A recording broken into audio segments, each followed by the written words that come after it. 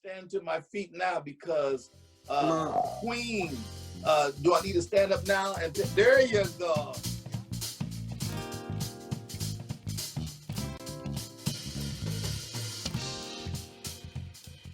Good afternoon, Pastor. Well, good afternoon to you, First Lady. And how are you this afternoon? How am I? Oh, a little cold. I think we got about how many inches of snow? I don't think it was that much. I don't even think it was 2 inches, was I it? guess it felt like it was 2 inches Yeah, or more. it's melting. Well, So you had to kind of show it. yeah, I don't even think it was. Yeah, and then it's cold. It was what, 16? What is it now? Do you know? No, I don't. Yeah. See, I've been working all day, so You've been working all day. I've been working and all I day. haven't.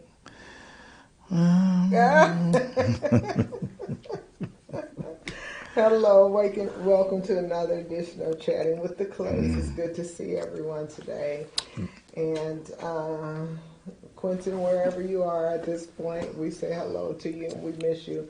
We miss our moderator when he's not with us, but we can handle it without him. How's that? Sounds good to me. We can handle it. Sounds good to me. All right. So coming into, this is January 24th, and Wow. we made it through the inauguration. Mm-hmm. And made it through a few more, well, we're making it up to a few more viruses that they found. And I just thought, I was thinking it would be a good thing to kind of talk about how we're making it through the pandemic, you know.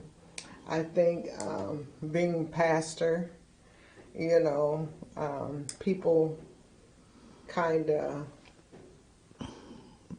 think that you're built to weather every situation, every storm and everything. And I'm not sure all the time that we look at pastors as being human. We just think you have that Superman strength, you know. So even the first family, period. You know, I was looking at the Biden family at the inauguration, and you know, they had the kids and the grandkids and in-laws and stuff with them. Mm-hmm. And you know, they have I think one of the granddaughters that we kind of chuckled at when she when he won the nomination. I think it was when he won the nomination, they were up on stage and the music was going and she was just dancing and dancing. Wow. And we just kind of chuckled because it was like she was oblivious to your grandfather has been nominated to be the president of the United States. Mm-hmm. And she was just being a teenage girl. Mm-hmm. And then they had a baby with them, a grandbaby. Mm-hmm. Right. I don't know how old the baby is. Right. And, you know, I noticed during the inauguration, they got up a couple times to take the baby out, you know, because the baby was crying. But, you know, these are normal things that would happen to normal people. Mm-hmm. But when you're in the spotlight, it's almost like you expect them not to have normal things happen to them or everything about them to be perfect. I remember the Obama girls. I think Sasha and Malia, I believe, was the younger girl, and she kind of did something funny too when her dad was being installed as the president. And so, just thinking about, you know, getting through the pandemic and that you're human, and the easy thing for you to say is if someone asks you, how you get through the pandemic? Oh, I'm a pastor. Well, I pray. I prayed through. Mm-hmm. But what are some of the things you found yourself doing to help you get through this time? Because your schedule is nothing like it used to be. Right. I think it's, first of all, I think it is the normal response is, I think for everybody, and I know, again, for pastors that, Lord, get us through this. Yeah. I think that's the basic. And with that, there's been times of frustration. But what have you found yourself doing? what has been kind of your release? What have you been able to do to kind of release that? I mean, you know what I'm saying? Every day, what I do, I tell myself we're that much closer than getting back to normal. Mm-hmm. Every day. And I believe that. I really believe that. For me, it's one more, even today is one more day. I'm one more day closer to getting back to what we call normal, which I know that the normal that we used to have is gone. It is a new normal. So that's what I tell myself. Literally, I tell myself that every day. And so can I kind of say a mental exercise, because you're talking to yourself, telling yourself it's going to get better, it's going to get better? You know what, First Lady? I think it's not just a mental exercise. By faith, I just believe it. So, I mean, maybe you can say it's mental exercise, but the truth is, and I believe that. No, I was saying, what have you found yourself doing, though? And that's what I was saying. Can we call it mental exercise? Oh, I mean, because you know, your routine's not the same as it used to be. So you've had to lean to doing something different, you know, to keep you not really occupied, but just to, because you're outside of your normal. So that's why I was asking what, you know, some people have picked up hobbies. Some people have found that they have a gift or something that they didn't really recognize before that they're doing. I mean, I think you've rearranged the garage like 20 times, but I mean, but you know, yeah. What have you found yourself really doing to help get you through? Because, you know, you're not as mobile as you were, because we traveled, we went here and there and everywhere, and to different meetings and to conventions and to, you know, visiting the hospital, visiting the sick, you know. Well, you know what, you asked that question, and I guess I really can't tell you. I really don't have an answer to that, because I'm just, wow. And now you got me thinking, maybe I haven't really focused on it, but I've told myself we're one day closer, but I haven't really focused on it. I've just been doing, if that makes any sense. I have not really. So you've just been keeping yourself busy, really? Yeah, I would say so. Just, you haven't picked up any new hobbies? No, not that I can recall. Watching westerns. Yeah. It's not a new hobby, but yeah, you've had time to watch your westerns. You know, no new hobbies. No. Because again, and you know, when it may seem boring, but this is in my mind.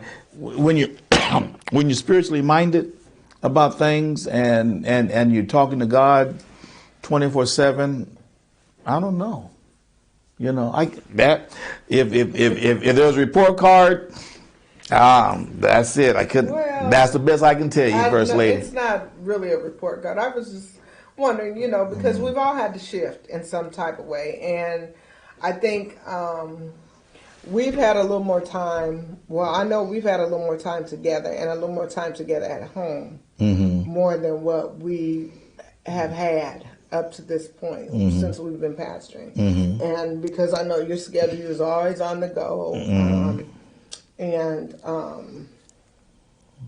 like I said, we travel to the meetings and you know, these kind of things a lot. So that's why I was asking, what have you kind of find to, you know, just really kind of fill that space, if you will, that you normally would have been busy, you know.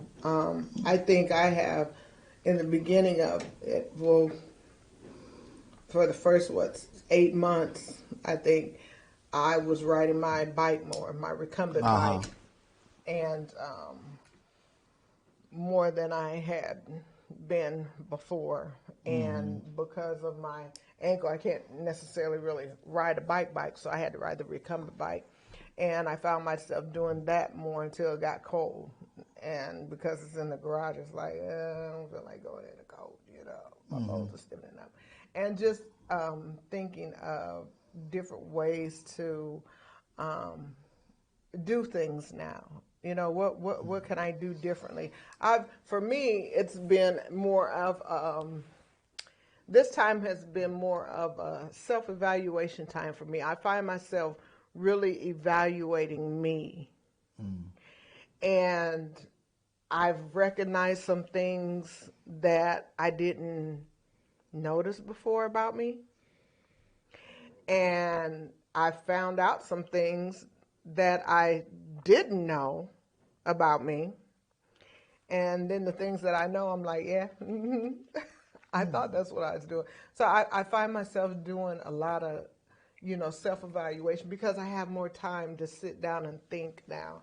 And before, one of the big things, what I'm talking really about, one of the biggest things that I have found out is that I am really more of a people person than I thought I was. That I'm always in a position of helping somebody or trying to figure out how I can help somebody and run into people's aid. And with that, just thinking about how much I do that, it's like, I think I'm more of an enabler than a help. Because I feel like when people need me, I have to be there. And I have to come up with the answer and I have to help work them through. And where I thought I was just being a help, it's like, I think really I'm not much of a help as I thought I was. I'm more of an enabler, because when you help people, you give them kind of what they need or a little boost and you let them stand on their own 2 feet. But I feel like I got to see them through. I got to make sure they're doing it right. I want to help them not to fail. I want to help them to do better. And I'm like, man, that's stressful. I'm finding myself kind of really breathing now because it's like I feel like I've always So you more say, of a mothering all the time. So the pandemic Yeah. has allowed you to more or less focus on you. Yeah. Is that what you're saying? Yeah. Oh, I never, no. Yeah. Okay. All And right. I mean, think it makes about- sense, but I never, no. Yeah, because I've had the time to do it. And before it's like I'm always run. If somebody calls me, somebody texts me, if there's a issue they have to get through, I feel like I have to, and if I don't know how to get them through, I have to figure out a way to help get them through. I have to figure out a way to, come up with the answer and everything. And it's like, man, I've done that a lot. I've never really thought about, Yeah. that. So no. And I've kind of more had time I really had some me time, which I didn't realize how much time I don't spend with me. Now, since you struck a nerve there, I think the question was, what have you done to get through this? Or Oh. what are some of the things that you've, even found out about yourself? I think I moved on to that question. What have you found out about yourself? Now, or what have you discovered about Now yourself? that one, I probably can comment more about that. What have I found out about myself? What I've noticed is that well, first of all, I think to me, it's been a blessing in disguise, really, with all of the bad things that we're hearing, most of the bad things that we mostly hear about is the demise of a life of somebody and families. Watching families mourn,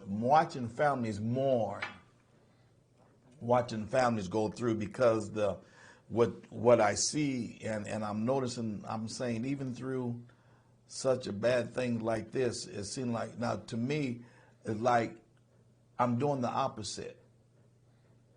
And the opposite is it's not made up, but it's real. I'm finding all of the good things in this pandemic. I'm not being dragged to all of it. I know people are loved ones. I mean, it's hit. You know, it has hit us. Yes. You know, but I'm looking at the good things, and the good things, of course, me. I'm like, how can I be a better me? So to me, it's been a reset. You know, and the reset is like, okay, maybe I can do this in a better way. I can do that in a better way. So it's really a reset, and I'm focusing on the better things. Not because, again, and I said it often, I'm not an ostrich. I don't stick my head in the sand. I act like nothing is going on. But I'm saying, God, you're bigger than this, you know. And that's my daily, conversation. It's got a lot. I know what's going on. I know what's happening. But now, when it comes down to me as an individual, how I can be better and do better. And then something is like, okay, this is really, I can turn the page on this area, you know. And another main thing is like, okay, I've allowed some things to like stress me out. No, I realize that really when David said, and I'll say it like this, David said, I don't care how fast we can move, death is one step behind me. And I'm saying, really, when you talk about life is too short, life is certainly too short. And so I'm just looking at being a better me, because nobody can be me but me. So I think it's been a total reset button. And then something as a pastor, of course, I'm going to keep to myself, you know. And that's just the way that some things that God has designed us. Some things just between, you and God. But in the overall, just a better you. And I'm going to say this, I'm going to pass it back to you. Or, thank you for being the moderator today. I'm not being the moderator, but we're just having a discussion here. But it's... So I think it's important to see that, I think it's important for people to see that their pastors, their leaders, that people, that are in the forefront, they're really human too. They have a life too. And it may not look like, we may look like we always got it together and handling every situation, but, things like this affects us too. Listen, let me, since you said that, and I'll add this in there. If I've done anything, again, I said reset, I have literally went back in my mind and I have visualized different things in my life, even from a child. Oh, you went way back. Yeah, thank you. Thank you so much. I appreciate that. Did you just have a birthday last year? All right. I just passed that on. You're answering this question. You that are watching this know what I'm about to say. All right. I have revisited so many childhood things in my mind, and I've laughed, I've chuckled. And it's just been, in other words, saying, okay, look where God's brought me from. And the other day I was just sitting and things came to my mind. I'm saying, wow. And told myself, again, I'm one day closer to getting past this, because this is going to pass. And I said, I'm going to be better. I'm going to be better. And to me, it is it's a bittersweet thing. It's an exciting time because God's about to do some great things. Then it's a time to where the world is mourning. So many have died. And look like everything that you look at, and maybe that's just where I am, it's like it's doom and gloom. Yes, there's death. The pandemic has taken a toll on America. So much unrest, so many people frustrated and angry. But I'm not in that mode. I'm just not in that mode. So, you know. with that being said, though, let me just switch the question a little bit. So, what are the good things that you have drawn from it so far? The good things, again, I said, it was a reset for me. Do you not know you could be moving so quick and so fast that a lot of things pass you? And most of the things, like, the most devastating thing that is on the top of the list of everybody is people dying. But I'm saying The good things. But the good thing is, God has given us, I will put it like this, I've had a chance to look at me and to separate, really. Like, okay, I don't need this. I don't need that. Yeah. And I can handle this another way, And I think there's some wisdom. I think there's some wisdom that's coming out of all this, too. And really, to tell somebody that, okay, you just got bit by a rattlesnake, poisonous rattlesnake, and it looks like you may not make it. And then I'm telling you, listen, it's a snake bite, but you're going to be all right. You're going to come out of this. We're going to do this, and we're going to cut you again and let you bleed, and you're going to be much better. Now, but I like the way you look. Cut me. I like the way you look, because it's like, I've just been bit. That's kind of in the mode that I am, It's like, I'm just like, okay. Yeah. Yeah. That's what I feel. And sometimes it's like, have you ever been to a place where, okay, I'll keep my comments to myself? Because like sometimes people don't understand you. In other words, they think you should be at a certain place or you should be doing certain things, but you like doing the opposite, and they can't understand it. It's kind of where I'm at. I see it more of a spiritual thing than ever. I mean, I'm looking, as I was sharing with the saints today. When I was preaching, I'm looking through the eyes of faith. I'm looking through the eyes of faith, really, and that's, to me, that's so powerful. So your faith is being built, rebuilt. I would say so. Solidified. Yeah, I would say it would. It's like I've got a green light. Yes, you're on the right. Yeah, you're doing what's right. Yes, that's it. And then other stuff you have to, eliminate. So I think it's a process of, you that have all them clothes in your closets that you're yet piling up. You're getting rid of all them clothes and saying you're just moving on. You're throwing off on me. No, ma'am, I wouldn't do that. We're on Chatting with the Clays. I would not do that. So if Evangelist Kyer, if you're watching, I know you're laughing about now. All right. But no, like I said, it's just getting through, this time, because everybody has tried to figure out, how to get through.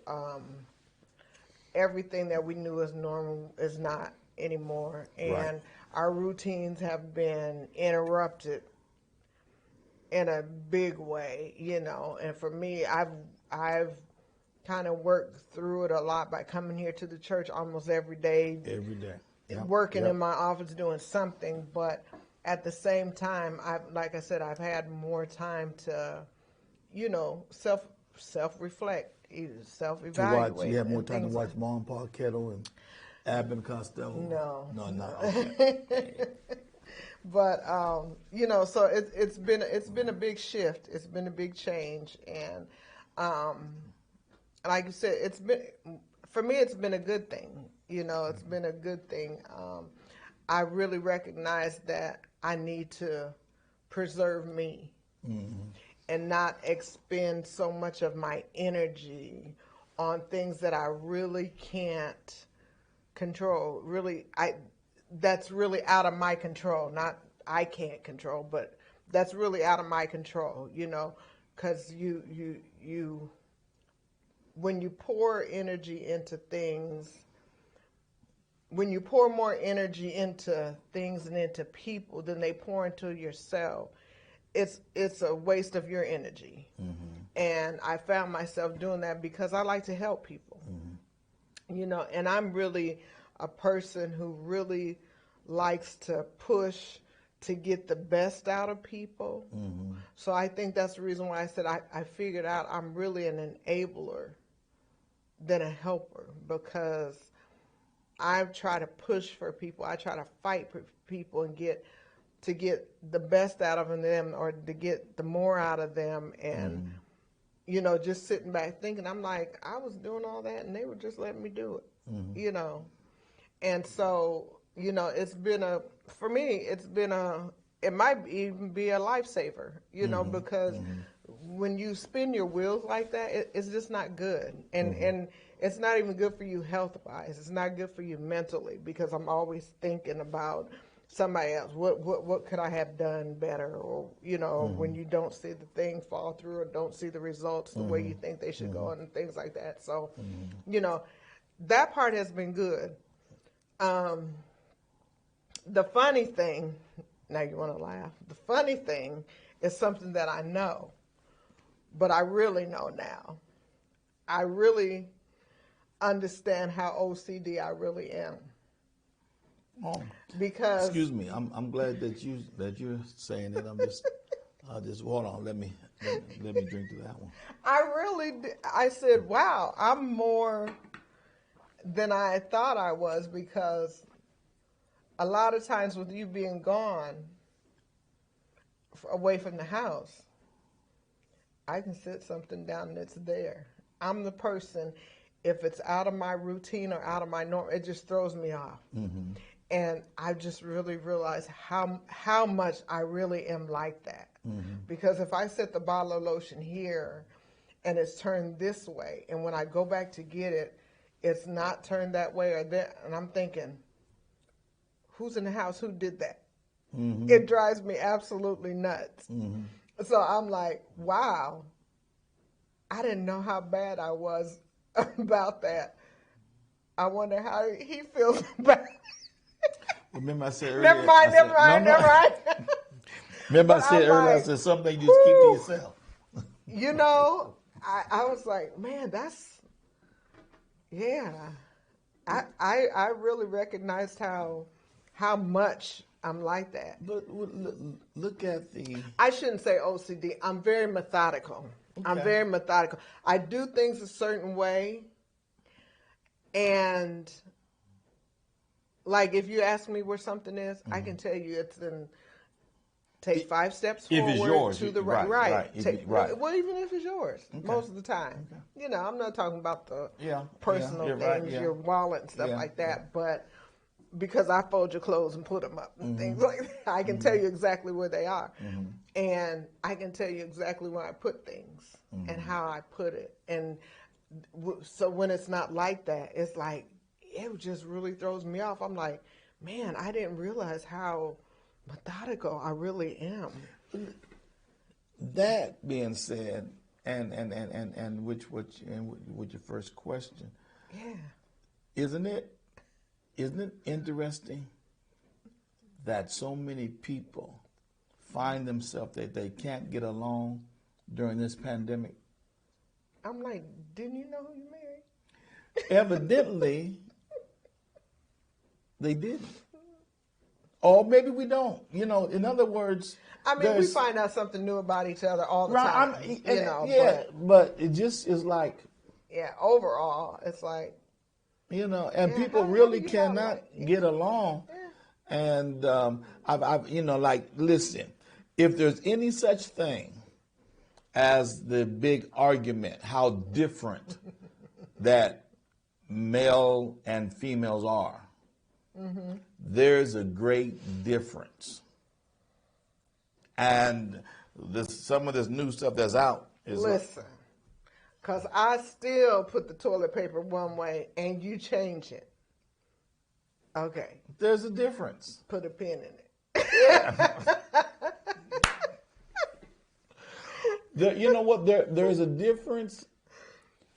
We have to understand that there's a difference with people. We do things differently. And that's not a bad thing. Yeah. We have not embraced how different that we really are. The difference in people is a good thing. But to see people now, and even with this pandemic, Yeah. folk just can't get along. In other words, now they've been cooped up or in the house. But listen, I guess you have to help me with this. I can't wrap my brain around this one. When they say we're cooped up in the house, but you're not. You can go outdoors. You really are not. No. Even if you want to get into your car and drive. Well, I don't drive, You can walk. There's things you can do. Yeah. There's really things you can do, and you can really find out who you are. That's what we've been talking about today. Right. And during this pandemic, that's what I'm saying. I'm looking at, and it's so. I don't know. I want to say if it's funny, I don't know if it's funny or irritating. All of these talk show people, and I'm sitting looking at and actually I find myself talking is like, now that's crazy. Now that's dumb. Well, that's because you never saw it before. Now because you weren't home to see the maybe TV. so. And how people think. But they all, It's like this is come on. I'm saying. No, what do you tell on, me? Y'all. They talk about stuff that's newsworthy. That people. That's newsworthy. That's how they get their ratings. That's how they make money. Their ratings, yeah. But I'm saying, come on, y'all. This is ridiculous. Yeah. And go ahead. Oh no, I was gonna say if nothing else though, I think again it just drives home the fact that life is really short because the way this has hit, some people have suffered and some people have instantly been taken by it. So I think if nothing else, it really drives home the point of even how precious life really is, And like I said, just doing a lot of self-reflecting, just thinking how, what the Lord has brought both of us through, and how we're getting through the pandemic, and I thank God daily that we have not been sick or anything, and that our family hasn't been affected. And, I'm getting to the point where I really have been able to release things that I worry about. Mm-hmm. And I'm a worry ward. Mm-hmm. I worry about everything. That I know. But through this, I've just been so mellow, so cool, so and not to really worry. Are you asking me? No. Or are you just making a statement? I'm telling you. Oh, okay. But you didn't ask me, right? I have been. Because you're not asking me, right? No, the things that I would really worry about, because in the beginning, hearing about how the pandemic affects people, how it strikes, we don't know where it is and all that kind of stuff. And, with my health challenges, I was like, my first prayer was like, Lord, don't let me become so afraid that I can't go out of the house, and I've been really okay. Am I cautious? Yeah. Listen, this is what is, and this is the funny. My mother's gone home to be with the Lord, but my mother, she was a cleaner. Well, you know that. Mm-hmm. And I was thinking, if my mother was alive today. Now, my mother was, listen, we wouldn't even be able to go over to see her. We wouldn't be able to come to her house. Oh, my goodness. We'd be in baggies. Oh, because everything. She's pressed out the door. My mother would be having a fit now. I'm saying, well, Lord. She was such a clean person, you could literally eat off of her floor. Really? But I said, Lord, I don't know how she would have made it. It wouldn't have been good. But and then something else I'm saying, there is, when you talk about a fear factor, the enemy is the spirit of fear is so thick. Yeah. It's so present. You can sense it. Listen. Then you just had an experience. I'll talk about myself. I don't go shopping. You know that I don't shop. If I do want something, I'll go in the store. I go right to it And to you get really it ain't going now. and come on I out. really have to get everything. You know. But when I went into the store, my first time, this was in maybe October of last year. I don't think I've been in the store since.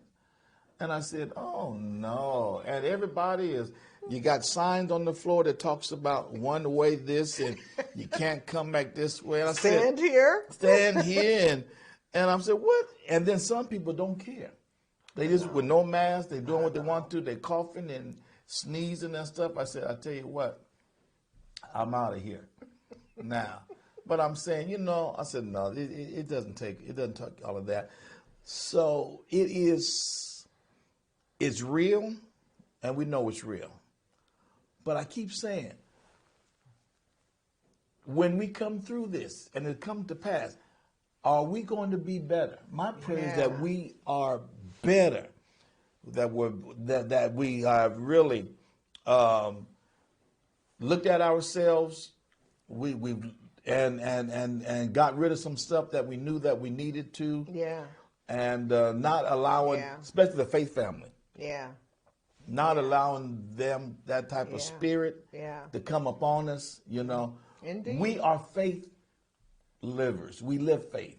We walk by faith and not by sight. And some things, if you listen long enough, like Job's and his friends, this man listened to them people long enough, his friends, and they turned the way he was thinking. Yeah. So you can be around people long enough, day in and day out, and they can switch on you. Because look at, you know, and then everybody's arguing. Yeah. Look like nobody's getting along. Yeah. I'm saying that's enough of all that. Yeah. You know, so yeah, I've never been a pessimistic type of person. I'm always optimistic, but I'm saying, listen, if there's any God in any of us, he needs to stand up now. And we need to tell our brothers and sisters in the Lord, you know, that God is, and that he is a rewarder of them that diligently seek him. And I'm thinking, you know, like I said, this time we've had more alone time because the hustle and bustle of life has been slowed way down. Right. Put on brakes. Yeah. Literally. Yeah. Yeah. And like you said, if we as a faith family, if the Lord is not talking to you and showing you, then maybe you're not in tune like you thought you were. No, go ahead and say it. You need another dip. Just go ahead and say it. You know? Yes. Because like I said, I know that's where, again, a lot of mine has come from. Because like I said, I talk to God. And I really love the Lord. I love God. And I know how much he's done for me and how much he sacrificed for me. And, you know, the more I think about him and the more I think about how, Lord, I just want my life to be pleasing to you, you know, the more I talk to him and ask him, you know, how can I be better? What can I do better? Lord, you know, I'm sorry for this and I'm sorry for that. Like I said, you know, I really had a big awakening in 2020. You know, I'm talking about spiritually. That it was like, you know, I have carried a lot of things that people have put on me that didn't really belong to me. And I'm talking about spiritually. And I'm like, that hit me one day. And I'm like, Lord, I'm sorry. Lord, forgive me, you know, because I've taken some stuff that didn't even belong to me. I've had an attitude toward things that wasn't even of my doing. You know what I'm saying? Taking on stuff that wasn't even of my making. Pulled into things that I wasn't even a part of or had nothing to do with. So that's what I'm saying. It's like, if God's not speaking to you about you, you know, we used to sing this song in church back in the Old Mission Temple on 12th and Enid. How old? Old Mission Temple on 12th and Enid. How old? Old Mission Temple. Oh. We used to sing this song, it's me, oh Lord. Standing in the need of prayer. In the need of prayer. Then we say, not my mother, not my father, not my sister, not my brother, but it's me, oh Lord.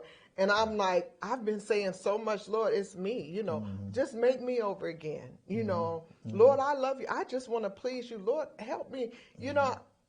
I'm not around the people like I used to be, so now I can see me. And I believe even out of this, the people have said, I don't like to be around people. I don't like people. I don't like to. But I'm saying, if you're saved, Jesus died for people. And if Christ is in us, we should be about people. But you know what it is? But, go ahead. I was going to make being around the wrong people. But even that's the case. He was around the wrong people. Yeah, but that's the only way you can draw them. Yeah, I'm talking about the people that allow you to. Well, but that's what he gives us that power, and there's a power of sifting. God's given us the power to sift. Yeah. Because listen, once you've been coated with the Holy Ghost, a lot of stuff don't even stick to you. If there's no coating on you by God, then that stuff will stick. Or we open it ourselves up, trying to be a help, or trying to, and that's it. Yeah, trying to, and so a lot of just stuff. Trying to help. It comes with the territory. Yeah. That comes with the territory. Yeah. And I believe that that's where the weight comes in that. Yeah. When the scripture said, "Lay aside every weight and the sin," so that's there's a weight. Beset us. Right. There's a weight that the believer can carry. Yeah. Whether it's from family. Yeah. Whether it's inside family or external. From jobs or neighborhoods, whatever. And we just, we do that. But I think if there's, and one segment of society, the pastors, they've gotten hit hard. We've gotten hit hard. And when I say we, normally I think about the pastors because I pray for the pastors. Oh my goodness. Me too. You are, listen, you talking about a weight on a pastor? Yes. Oh my goodness. It is crazy. Because like the things we're balanced that we're talking about now, they have to balance. Then you have to balance the congregation. Yeah. The congregation becomes individuals, and you're constantly being pulled on. And really, you can't avoid it because that comes with the territory. That's why I pray for the pastors, and I pray, Lord, keep them in their mind, give them strength. Don't let them fall under and collapse under the weight. Yeah. Because during this 2020, we carried the weight anyway, but 2020 put so much of a weight on us, that it is ridiculously crazy, But the Lord told us, I wouldn't put no more on you than you can bear. But oh my goodness, you feel it. There's been times to where your knees will buckle under that weight, and people we don't get it. And then you got to keep yourself. You got to encourage yourself. Right. On top of that. Right. So it's. And that's what I was saying, even in the beginning. As pastors and first families and leaders and things like that. It's the weight. Because so many things are dependent upon you, and and that's why, like you said, you pray for pastors. I pray for pastors during this time because I have firsthand. I can see firsthand. I can see how it has affected you. And that again, a true pastor is concerned about the people. And you're concerned all the time. Day and night, night and day. But, I pray that it doesn't become burdensome. There's a difference, when something's burdensome. And then if you're just concerned. So I pray, that the Lord release the burdensome, that feeling, then just to care for the people because it's when and like I said, me being a mother, when I know my babies were dependent on me, I had to come through for them because I know I was their source. I know I was what, they needed, as babies. Mm-hmm. So you always want to make sure you come through or Mm-hmm. do the things that's necessary. Or Mm-hmm. regardless of how many things are on your plate, you have to take care of those babies, and you have to see about each one of them. I believe it's the same type of feeling for a shepherd, for a pastor, because that the people are depending on you, but then you have to, again, like a parent say, I know I put the necessities into my children. Mm-hmm. When they were dependent on me, before they got to be an adult, I gave them everything that they needed that I could give them. Mm-hmm. I gave it to them with love, I tried to reassure them and reaffirm. I tried to correct them when they were wrong. I tried to teach them the right things and everything. That's the training up in the way they should go. Right. So when they're an adult now, you just have to believe that you have to know. That's what I want to say. You have to know that you've given them the tools to survive, the right things. Well, I think that's the same with pastoring. You have to know that you have poured into the people and given them the things that you were supposed to give them as a shepherd, as a leader, and be able to rest in that. But even that, you're always on ready. Sure. That's what I'm saying. It doesn't make you, it doesn't make you unconcerned anymore, but you have to come to a point at some time to know that you've given all that you could give. You gave them the right things. You gave them the things that was needful. That because right now, the people have to know that they really love God. Mm-hmm. Yeah. You can't give them God anymore in any other way than what you've already given them. So they have to know they really love God and have to yearn for God. There has to be something in them that's going to sustain them until they come back into a physical church, because it wasn't the church that saved them anyway. Right. So if they haven't recognized at this time during the pandemic, at their time absent away from a building, their real relationship with God, then they didn't have real relationship with God in the beginning, I guess you could say, because the love is what sustains you. The love for God, the love for His things is the thing that sustains you. Yes, I can't wait till we come back together in the service, but I still am excited to talk to Him and pray to Him every day. I'm still excited to read the Word. I'm still, excited to get on the conference calls with other people and hear their testimonies. But the people being absent from the building is not gonna, nothing else, it's made me have a greater relationship with God than what I had before. And I think when Paul made that, he made a statement at one time when he said that I am a prisoner. Yes. I'm a prisoner to the Lord and Savior Jesus Christ. Yeah. And a prisoner is not one that has the freedom. Right. Now, that he volunteers himself. In other words, I'm not my own. Yes. I allow God to use me, to work in me. I'm here. I'm that vessel. So when I look at overall and I look at pastors that are doing things differently, all of us, none of us are the same. No church is the same. Right. No pastor's the same. And we're all different. But we are common, what binds us together is the blood. That works. But we're carrying our weights differently. Whether a little church or a larger church, whether whether people were like excited before COVID-19 and now are they more excited now or were they at mentally, were they at spiritually? Because in the overall aspect of all things, it's like we're in need, a natural need. But yet in the pandemic, it becomes a spiritual thing. I see it as 50-50. It might be 60-40. It might be 60 spiritual and 40 natural.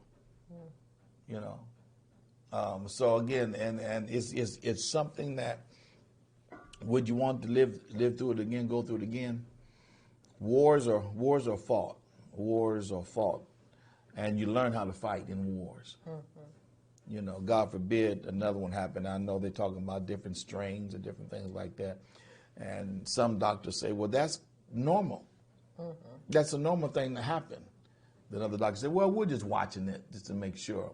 Then look where we're at. You know, is the vaccines going to take care of these other strains?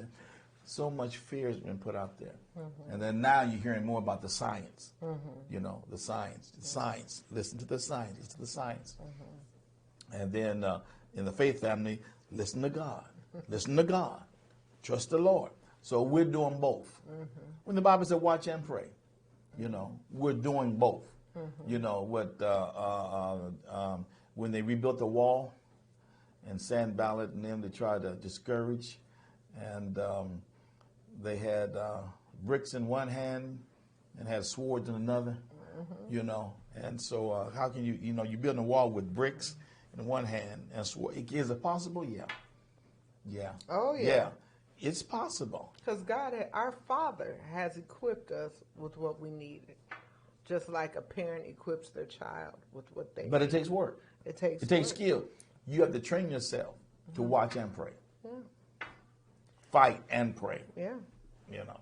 Yeah. So if there's anything, when your first question, if anything, maybe discovered more of me. You know. Well, You know. but the good I see come out of it. Ministry has grown.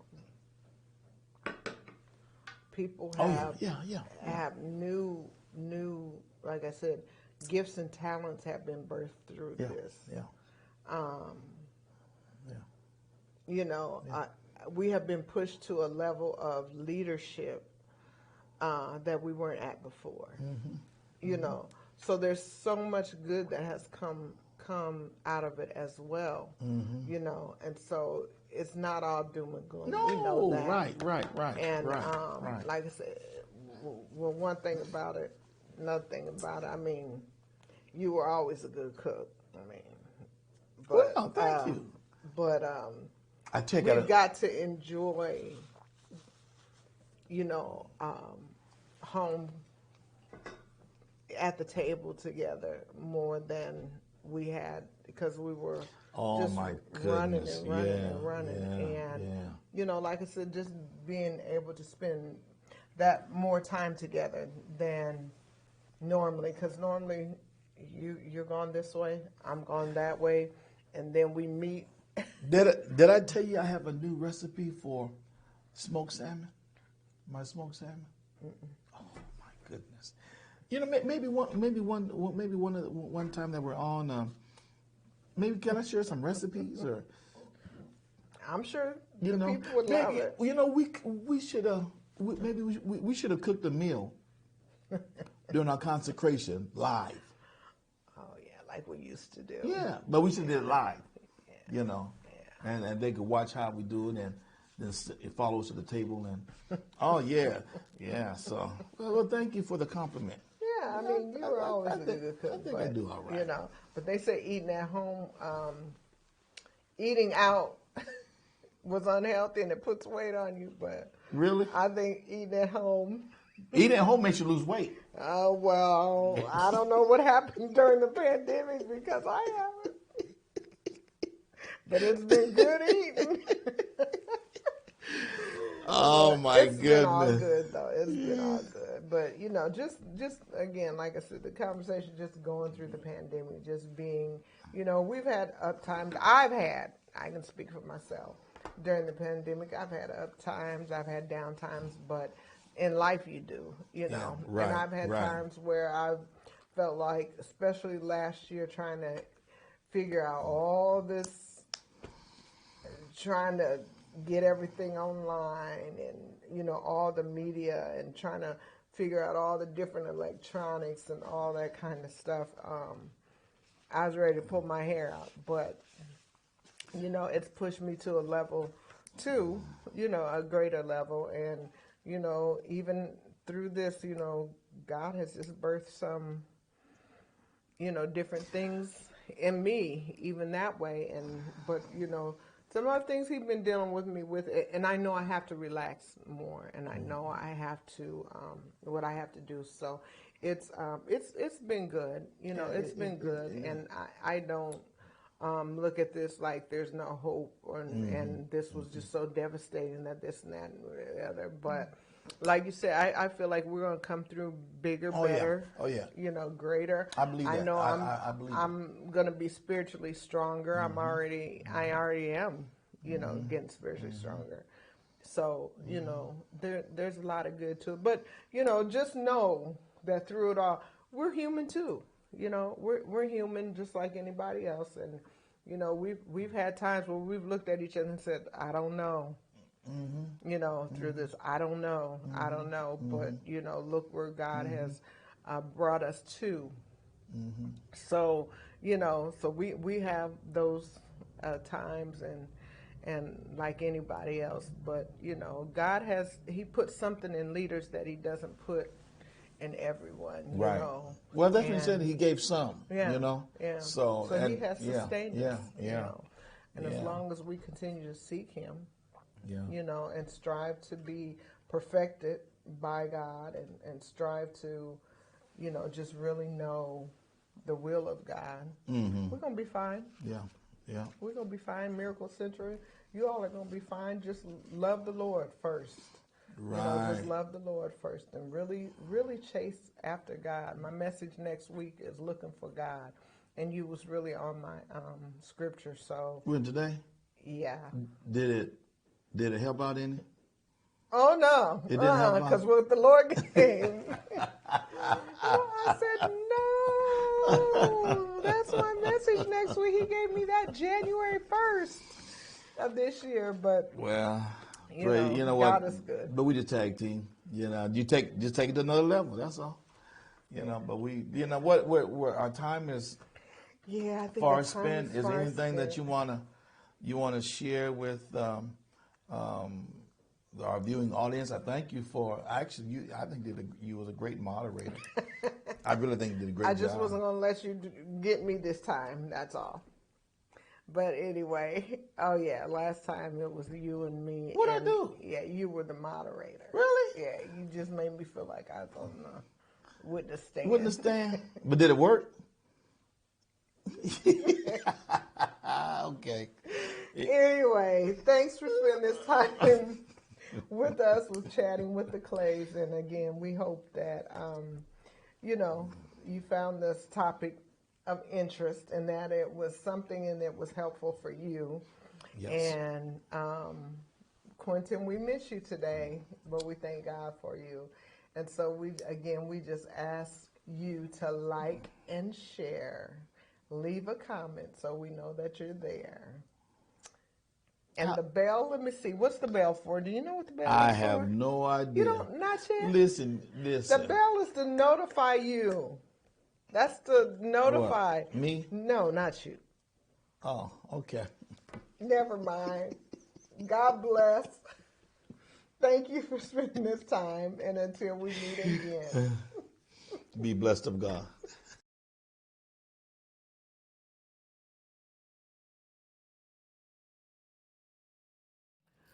My brothers and sisters, I pray that this was a blessing unto you. First Lady Clay, would you like to say anything? Don't forget to give us a thumbs up, subscribe, and hit the bell. Leave a comment. God bless.